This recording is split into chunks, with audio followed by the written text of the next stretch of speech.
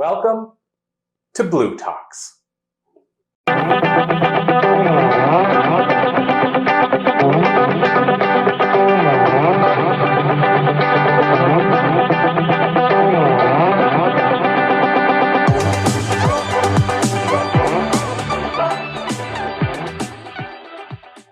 It was August of '95. I thought life was great. Had it all made, job secured out of university, going down to Florida. And everything was flowing nicely. Until I faced death. And joy was stolen away completely. My patient came back from the OR, and my whole team was ready, hooking up the monitors, putting on the patches on the chest, getting them all settled, hooking up the pump. And all of a sudden, the bells and the whistles and everything got louder. There was a controlled panic. The next thing I knew, someone yelled, "We need to crack his chest." "Not here. Let's go. Back to the OR." And I stood there just as fast as that patient came in. That patient left me. And there was silence. I pulled up a stool and I sat in front of the monitor, just staring, waiting, and watching. So just watch that line come back on the monitor. Because when someone's on bypass, you don't see the rhythm across the screen. I sat for 2 hours, still. And then my preceptor came by and she touched me on the shoulder. And she said, "Deb, it's time for you to go home. There's no one here to supervise you. You have to go." I looked up at her in a daze. And I said, I need to know. She said, "Debra, it's time for you to go." All I could think of was his family waiting in the waiting room. I was waiting for him. I grabbed my things and I went across the street to my apartment. I put on my pajamas. I put up the covers over my head and I cried myself to sleep. The next day, about noon, my instructor called and she said, "Deb, I just want to check on you. How are you doing?" I said, "I don't know. You tell me." She said, "I'm calling to tell you that your patient died last night." And I burst into tears. She said, "Deb, you have only 2 weeks left and you're graduating. 2 weeks left of your practicum and you have your degree." I said, "I don't know if I can do this. I don't know if I can do this, let alone be the physician I had dreamed of." The next call was from my preceptor. She wanted to give me reassurance and said, "Deb, you know what? This is all about teamwork. I talked to the surgeon and he said suturing his heart was like suturing wet Kleenex. There was nothing else that could be done. There is no fault, no blame." And all I could think to myself is, what am I going to do?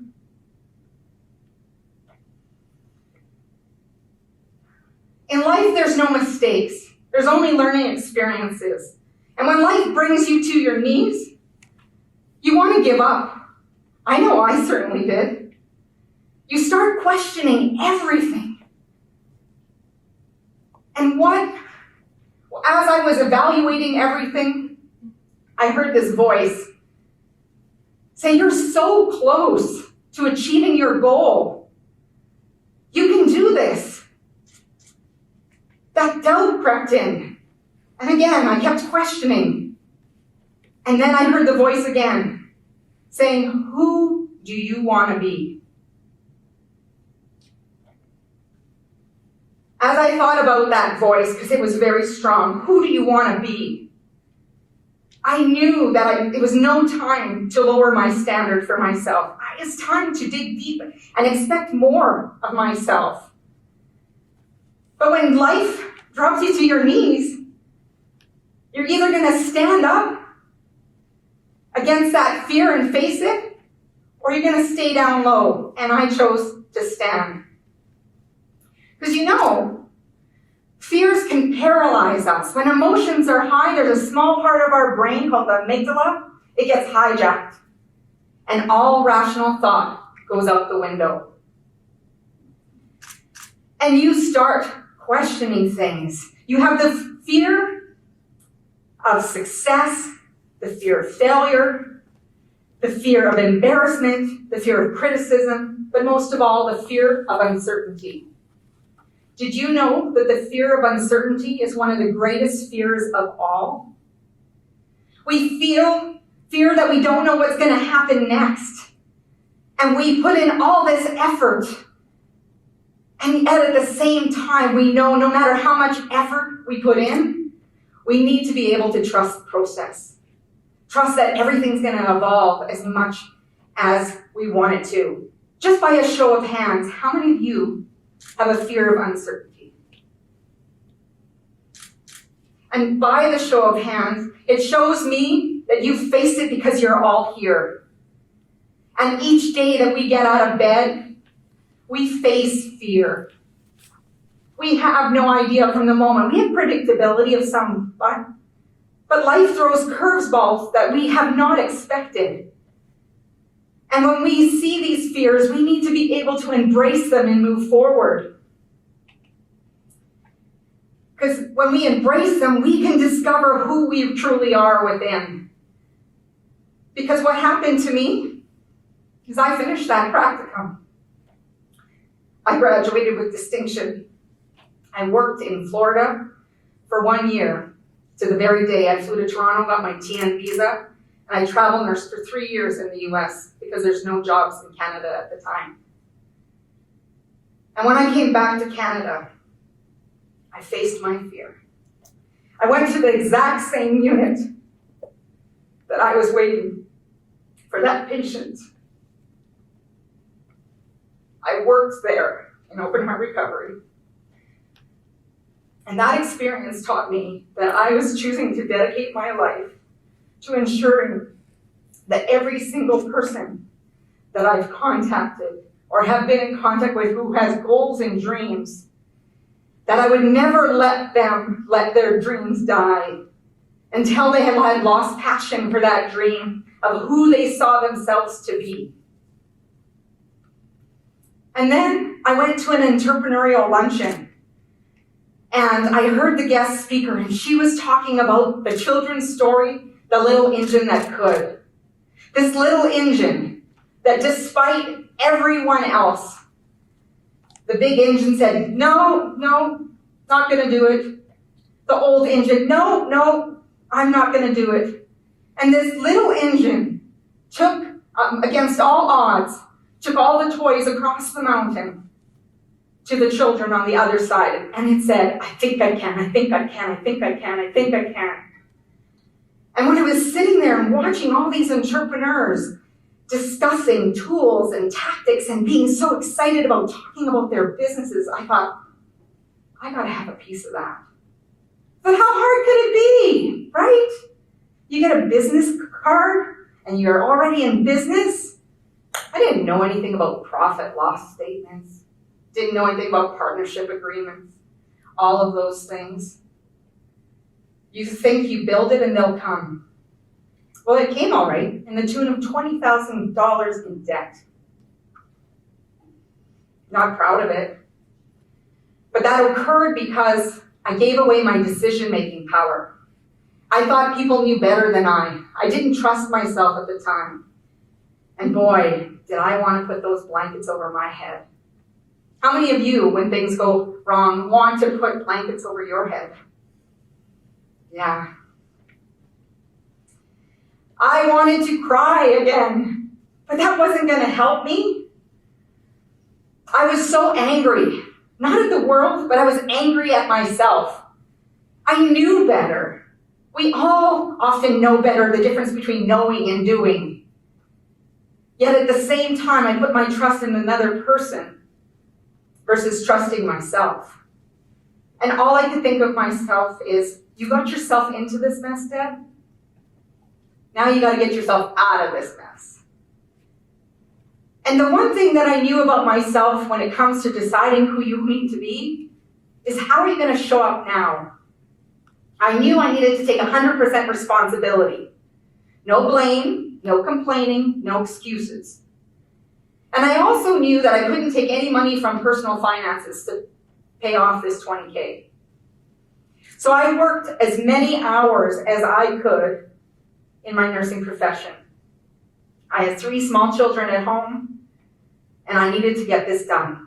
So what did I do? I hired a business coach, and I worked overtime as much as I could.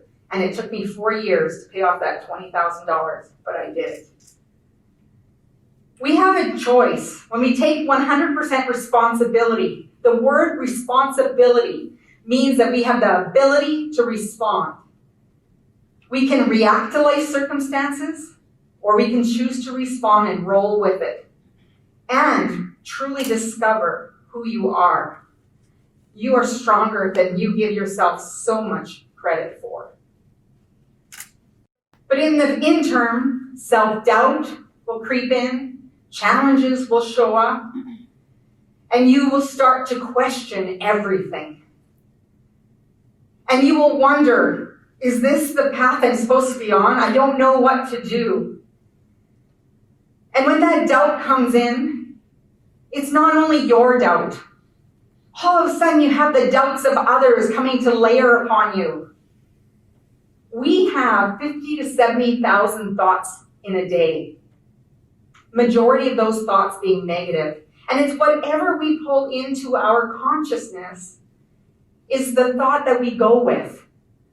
So when people around us, although lovingly, or you're hoping so, say, you know what, I don't know if you should be doing that. I don't know if you're going to make it. We might lose everything. You see, those people are often coming from a good place, you're hoping, and they're coming from this place of fear of their own. Fear that they're going to get left behind. Fear that, what if your relationship changes with them, and where are they going to be in that picture? So when those things happen, you have to remember that those individuals are going based on their own experiences, their education, and it can be that they never ever went after their dream at all. And now they want to protect you from any hardship. You know, I listened to that. I listened to the opinions of others. And again, it pulled me back. And it took me a long time to realize not to take other people's opinions, other people's comments personally. Because we have a choice whether we're going to internalize those opinions or release them. Are they going to serve us or are they going to drop us to the ground? We need to be able to say, you know what, you got this. Your own mantra. To be able to push yourself through those fears and move forward. Because you are more powerful than you give yourself credit for. We need to silence the 6 inches between our ears and put away the conversation that says something that's impossible. This is me running my first half marathon in Calgary. When I signed up, people were like, what made you decide to sign up for a half marathon? I've only run 10K prior to that. And I said, well, when I signed up, I considered it done. It's just done. And I purposely chose Calgary. It was the first time ever. I'd never run there. I knew where I parked my car. And when you go out for 21K and back, you need to get back to your car to get home, right? So I thought, okay, this is going to work.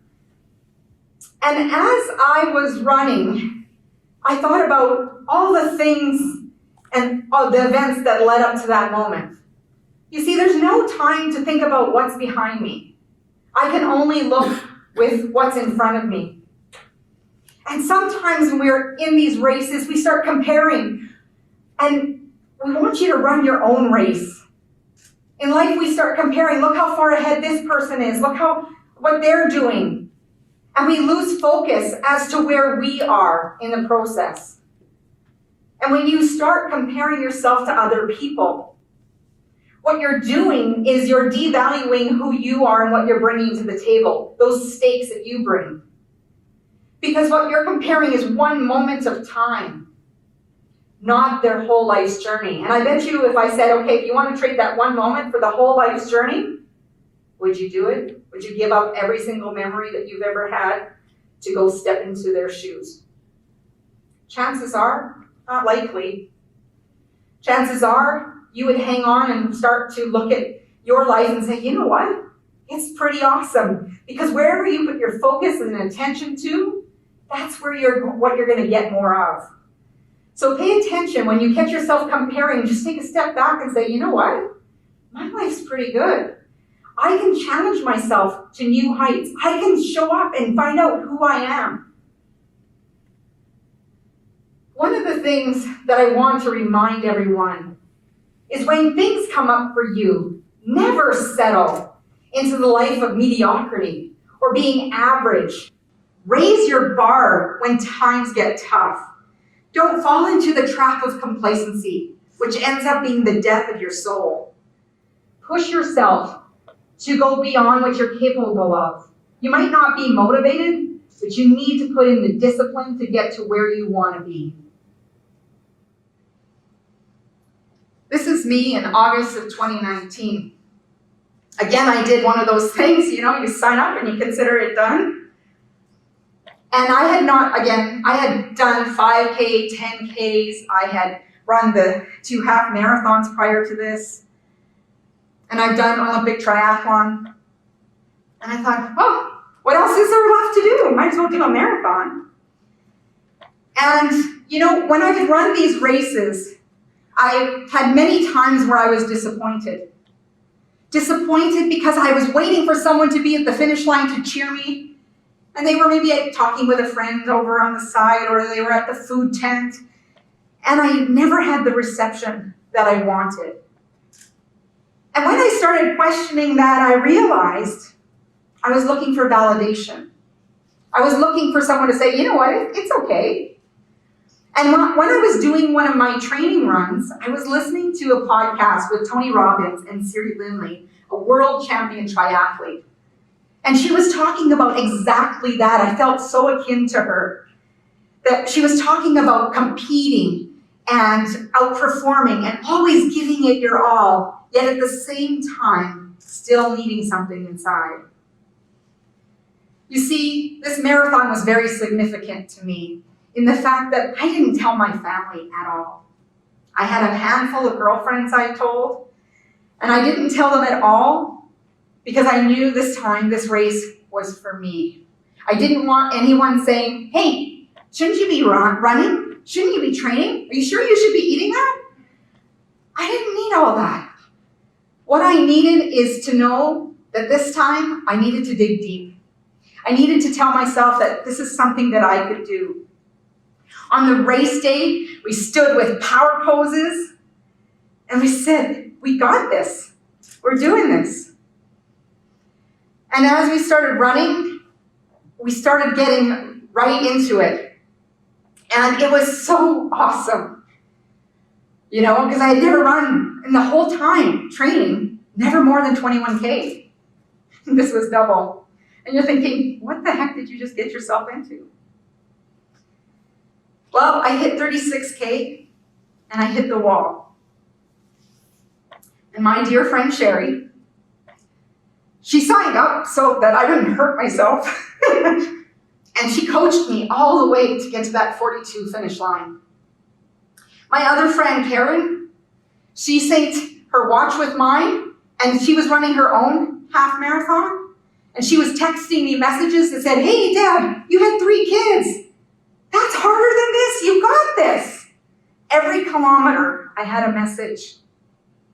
And when I came to that finish line, there was nobody around except for a lone man to volunteer with my medal. And he had asked my friend, is that her first marathon? She's like, yeah, it is. And he looks at me, he goes, can I give you a hug?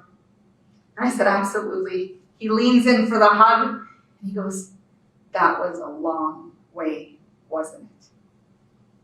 It sure was.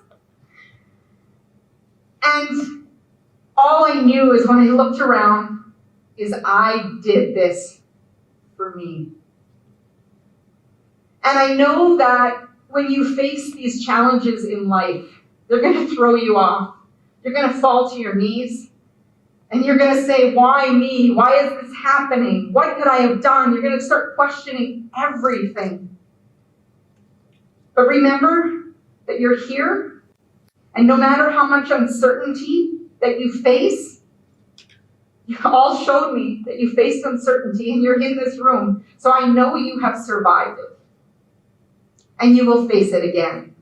To me, a marathon is a metaphor for life. A few days later, my son was wanting to paint inspirational messages on his wall. And as he's scrolling through his phone, he's like, "Hey, Mom, who's your hero?" And in the past, I would have said, Oprah, Lady Diana. And tears welled in my eyes. And I said, "You know what, Nate?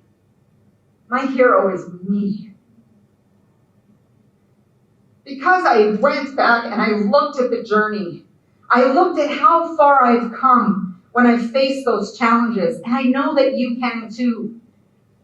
Every single one of you is either in a challenge right now, going through one, going to step into one, or has just left one.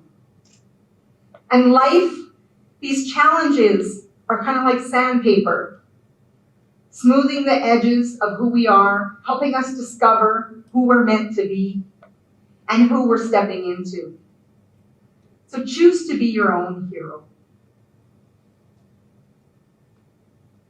And never give up. Thank you.